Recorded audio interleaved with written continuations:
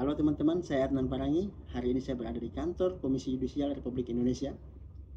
Saya berada di ruang tunggu ketua, jadi kalau ada tamu ketua KAI ataupun komisioner KAI itu biasanya disambut di sini. Ini saya lagi menunggu. Nah, sebagai masyarakat ataupun kuasa hukum masyarakat ataupun pengacara, kita berhak untuk mengajukan aduan ataupun laporan ke Komisi Yudisial jika menemukan ada hakim yang menyimpang atau melanggar kode etik atau diduga melanggar kode etik.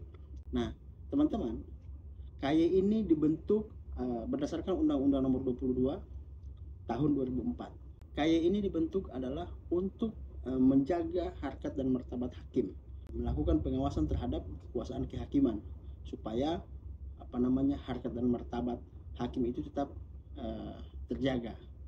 Nah, sebagai yang mulia itu, jadi kan hakim ini sering kita sebut-sebut majelis yang mulia apa semua, maka betul-betul harus mulia, jangan hanya disebut yang mulia tapi tindakannya tidak mulia, pikirannya tidak mulia. Jadi semua harus mulia.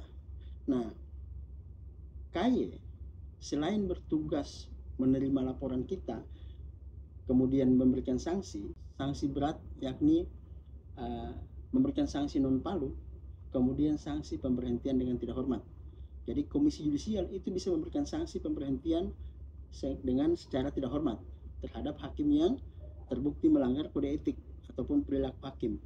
Jadi teman-teman, siapa saja yang merasa atau yang berperkara kemudian merasa bahwa hakim yang menangani perkara itu menyimpang dari pedoman perilaku ataupun melanggar kode etik, maka bisa melakukan pengaduan di Komisi Yudisial. Ini terbuka untuk seluruh warga Indonesia.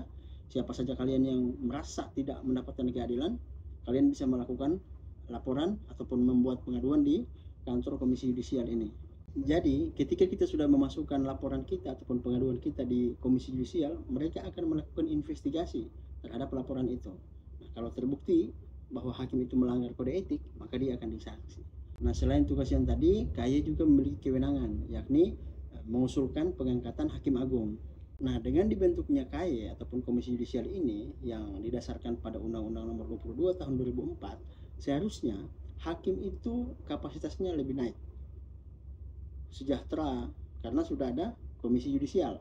Kemudian hakim juga tingkat kepatuhannya naik karena merasa diawasi.